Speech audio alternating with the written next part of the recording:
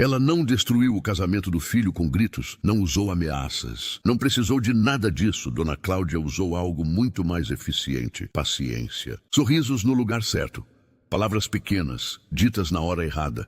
Em 4 anos inteiros, até que o casamento do filho desmoronasse sem que ele conseguisse apontar para um único tijolo e dizer: foi aqui que começou, mas eu sei onde começou. E vou te contar tudo. Rafael tinha 34 anos quando pediu para Mariana sair de casa. Assim, não gritou, não xingou. Disse com uma frieza que parecia treinada, que precisavam de um tempo.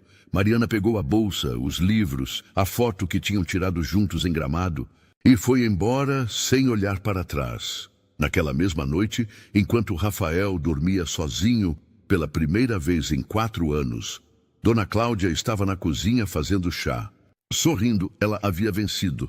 Só que a vitória dela tinha um custo que ela ainda não havia calculado, porque nos meses seguintes, o filho que ela havia salvo parou de rir. Parou de ligar por vontade própria. Parou de ter brilho nos olhos. E Dona Cláudia começou a perceber devagar e com horror que ela não havia salvado o filho de Mariana.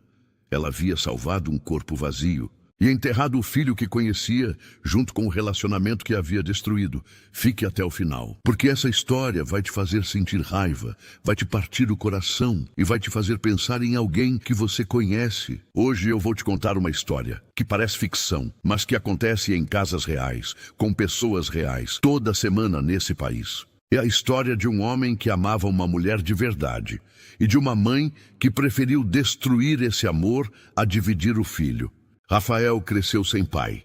Perdeu o pai aos 8 anos, num acidente de trabalho, e desde então foi criado por Dona Cláudia com uma dedicação que tinha amor genuíno, mas também tinha controle, tinha posse, tinha um fio invisível que ela nunca cortou, não importa o quanto o filho crescesse.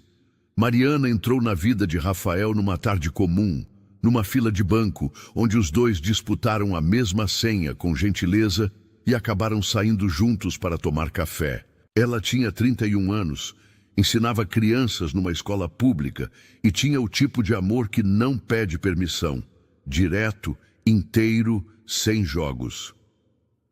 Quando Rafael levou Mariana para conhecer a mãe, Dona Cláudia apertou a mão dela, ofereceu café, perguntou sobre a família com um sorriso aberto. E quando Mariana foi ao banheiro, se virou para o filho e disse baixinho: ela é simpática, mas não é do seu mundo, Rafael. 4 anos depois, esse comentário havia se multiplicado em centenas. E Rafael, sem perceber, havia começado a enxergar Mariana pelos olhos da mãe. Essa é a história de como o amor morre devagar. De como a manipulação não precisa de barulho, e de como algumas mães amam tão errado que destroem exatamente o que queriam preservar. Se você ainda não está inscrito, inscreva-se agora. Aqui a gente conta histórias que tocam fundo. Deixa o like se você já viu isso acontecer com alguém e me conta nos comentários de qual cidade você está assistindo essa história agora. Quero te ver no mapa. A mesa estava posta com um capricho que tinha cheiro de armadilha. Toalha de linho branco, taças de cristal, velas que ninguém havia pedido. Era um domingo à tarde, quando Rafael levou Mariana para conhecer Dona Cláudia pela primeira vez. E já havia algo no ar. Uma tensão fina, quase invisível, que Mariana não sabia nomear, mas que fazia seus ombros ficarem ligeiramente mais levantados do que o normal. Dona Cláudia abriu a porta com o sorriso de quem ensaiou. Abraçou Mariana no tempo exato, nem rápido demais, nem longo demais. O tipo de abraço que parece caloroso, mas não transfere calor nenhum. Que prazer te conhecer, Mariana. Rafael fala muito de você. Era mentira, Rafael havia falado o mínimo possível, com medo exatamente dessa situação. Durante o jantar, Dona Cláudia conduziu a conversa com maestria. Perguntou sobre a família de Mariana com o tom de quem está curiosa, mas com os olhos de quem está avaliando cada resposta. Quando Mariana mencionou que a mãe era costureira e o pai metalúrgico, Dona Cláudia inclinou a cabeça levemente e disse: que lindo, família trabalhadora. O jeito que ela disse trabalhadora tinha uma entonação. Mariana sentiu. Não disse nada.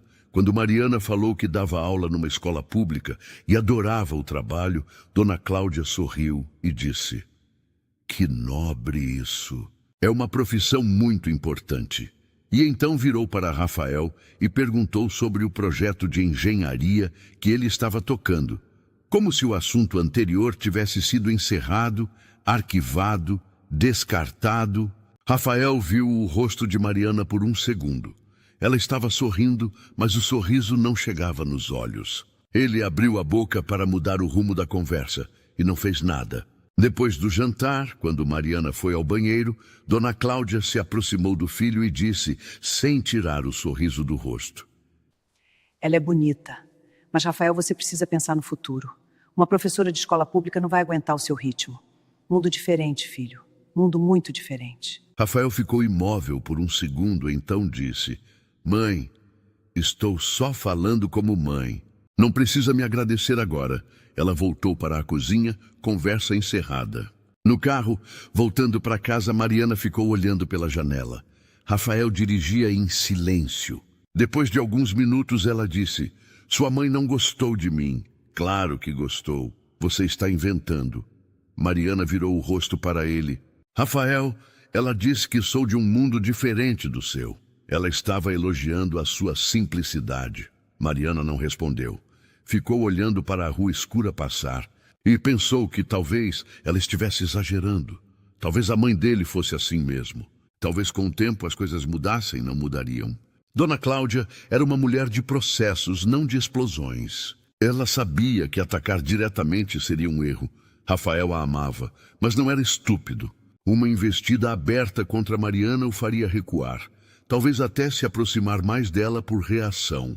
Então Dona Cláudia fez o oposto. Ficou quieta, sorriu e começou a trabalhar por baixo. Os telefonemas vieram primeiro todo dia, no final da tarde. Justamente quando Rafael e Mariana costumavam jantar juntos, nunca por motivo grave.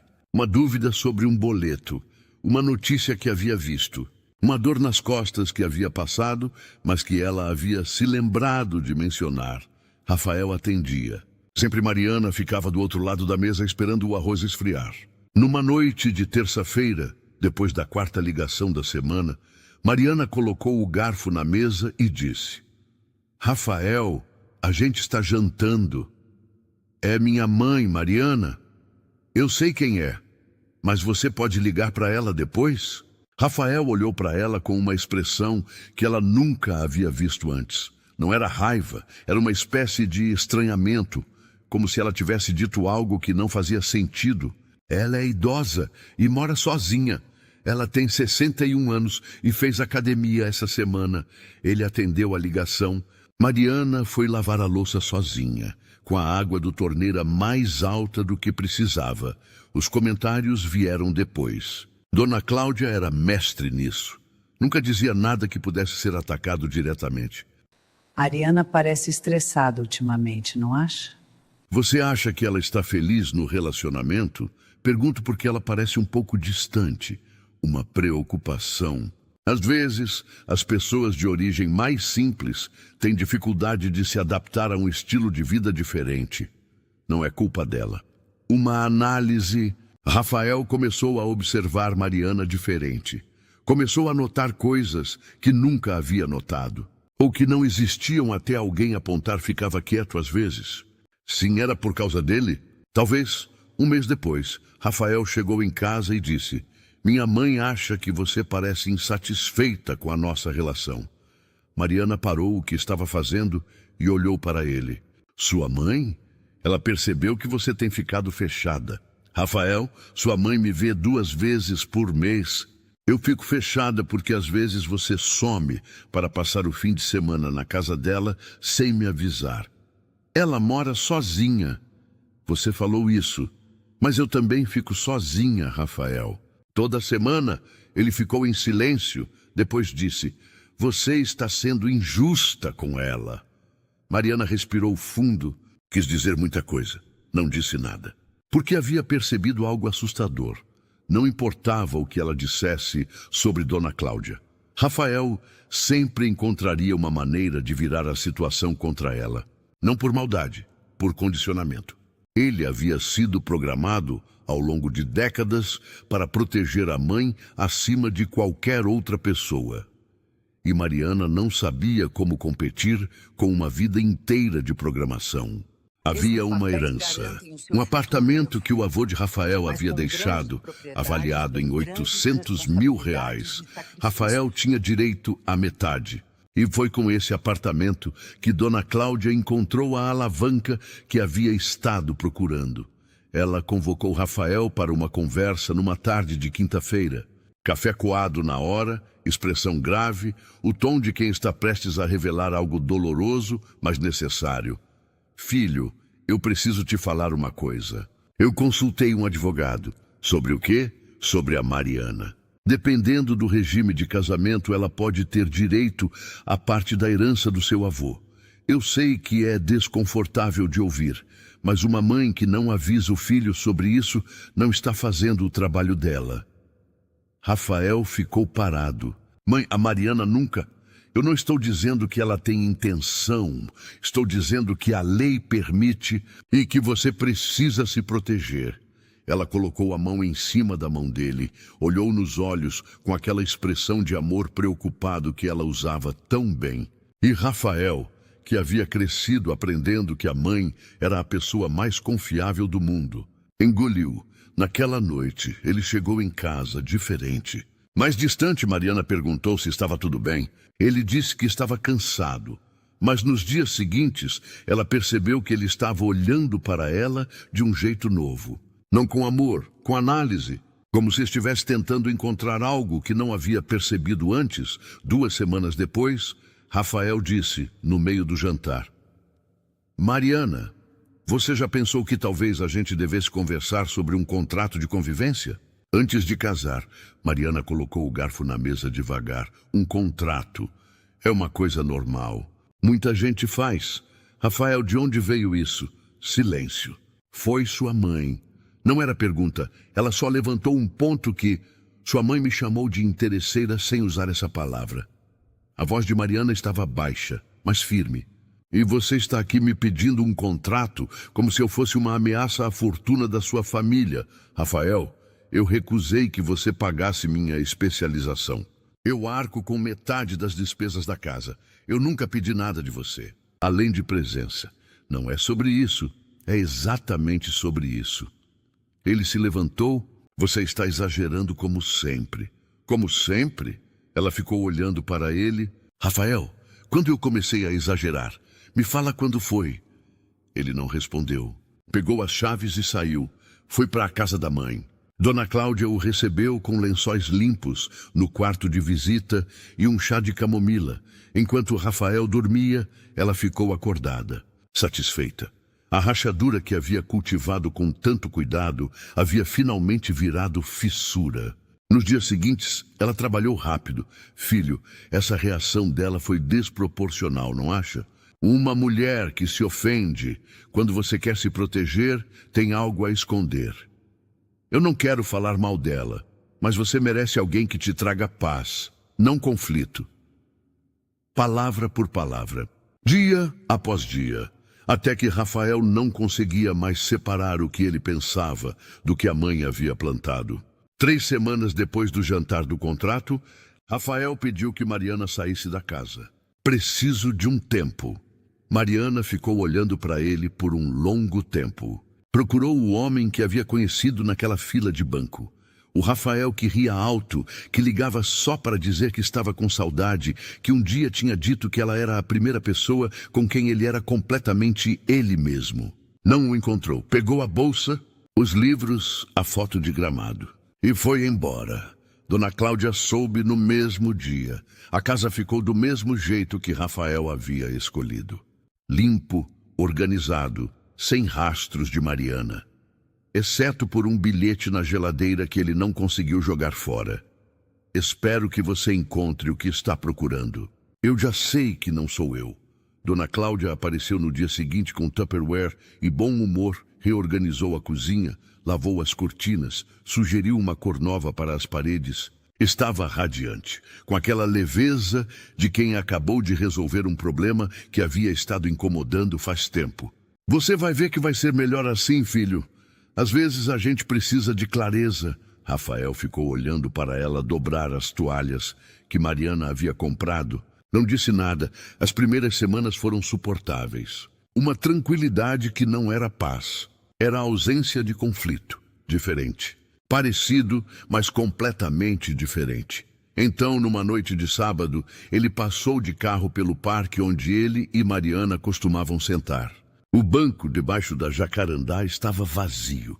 Por um motivo que ele não soube explicar, estacionou, saiu e sentou. Ficou lá por uma hora, pensando no jeito que ela dizia o nome dele. Não Rafael, mas Rafa, com uma ternura que ninguém mais havia usado, no jeito que ela colocava o pé sobre o dele enquanto assistiam, na vez que ele ficou doente e ela ficou 3 dias sem ir trabalhar para não deixá-lo sozinho. E quando ele disse que estava exagerando, ela respondeu: "Você faria o mesmo por mim?" E ele sabia que sim. Ele ligou para ela naquela noite, tocou 4 vezes. Caixa postal, ele não deixou mensagem. Na semana seguinte, Dona Cláudia chamou para um jantar com a filha de uma amiga. Uma menina linda, Rafael, formada em direito, família ótima. Rafael foi. Sorriu nas horas certas, respondeu às perguntas. E sentiu absolutamente nada. No caminho para casa, Dona Cláudia disse: "Ela gostou de você. Não acredito que vai rolar uma segunda vez." "Mãe, o quê? Eu ainda amo a Mariana." O carro ficou em silêncio. Dona Cláudia virou o rosto para a janela e pela primeira vez, desde que tudo havia começado, ela não encontrou nada para dizer. O casamento da sobrinha foi num sábado de outubro. Rafael foi com a mãe, era um evento bonito. Jardim aberto, luzes no teto, o tipo de cerimônia que faz as pessoas acreditarem em amor de novo. Quando o casal se beijou no altar e os convidados aplaudiram, Rafael não aplaudiu. Ficou olhando para os dois com uma expressão que Dona Cláudia viu de lado e não conseguiu identificar. Não era inveja, era reconhecimento. O tipo de dor de quem vê algo, que perdeu e sabe exatamente onde foi que deixou cair. Na recepção, uma prima de Rafael chamou Dona Cláudia para um canto, com a franqueza de quem já tinha bebido a segunda taça. "Cláudia, me deixa te falar uma coisa. Eliana." A Mariana era o melhor que aconteceu para o Rafael em muito tempo. Todo mundo via isso. Pausa. Todo mundo também viu o que você fez. Não foi proteção, foi possessão. Você não queria o bem do filho, você queria o filho. Dona Cláudia abriu a boca. A prima não deu espaço. Ele está apagado, Cláudia. Olha para ele. As duas olharam. Rafael estava num canto, com um copo na mão, olhando para a pista de dança sem ver nada. Dona Cláudia foi para casa em silêncio. Rafael dirigiu. Ela ficou olhando pela janela durante todo o caminho. E pela primeira vez em anos, não tinha absolutamente nada a dizer. Nos dias seguintes, ela passou a rever tudo o que havia feito. Havia dito que Mariana era interesseira, mas Mariana havia recusado que Rafael pagasse sua especialização. Havia insinuado que ela era instável. Mas quem havia jogado instabilidade no relacionamento era ela, semana após semana.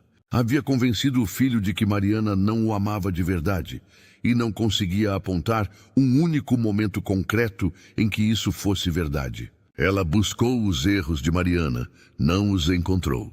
Numa tarde, entrou no quarto de Rafael para deixar uma roupa passada e o encontrou dormindo na poltrona com um livro no colo. O livro que Mariana havia dado de aniversário para ele 2 anos antes. Com uma dedicatória na primeira página, Dona Cláudia leu sem querer. "Para o homem que me faz querer ser mais... Com amor, Mari." Fechou o livro devagar. Saiu do quarto. Sentou na sala no escuro. Ficou ali, em silêncio, olhando para o nada, como se tentasse organizar tudo o que estava sentindo, mas não dava. As lembranças vinham uma atrás da outra, sem pedir licença. O que foi dito, o que não foi dito, o que poderia ter sido diferente. Foi quando o peso finalmente caiu. Dona Cláudia levou a mão ao rosto. Então, pela primeira vez em toda essa história, chorou. Não o choro controlado de quem quer ser visto chorando. O choro feio, sem forma, de quem entende uma coisa tarde demais. Ela havia ganhado o filho de volta. E o filho que estava lá não era mais o mesmo. Era uma versão funcional, educado, presente, pontual. Mas o Rafael que ria alto, que tinha brilho, que existia de verdade. Esse, ela havia enterrado junto com o relacionamento que havia destruído. Ela havia arrancado do filho a única mulher que o fazia inteiro.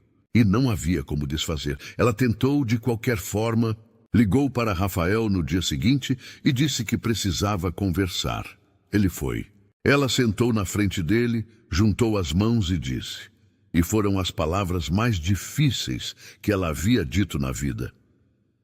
Eu errei com você e com a Mariana. Eu sei que errei e eu preciso que você saiba que eu sei. Rafael ficou olhando para ela por um longo tempo. Você quer que eu ligue para ela? Eu quero que você seja feliz. Isso não é a mesma coisa que responder minha pergunta, mãe.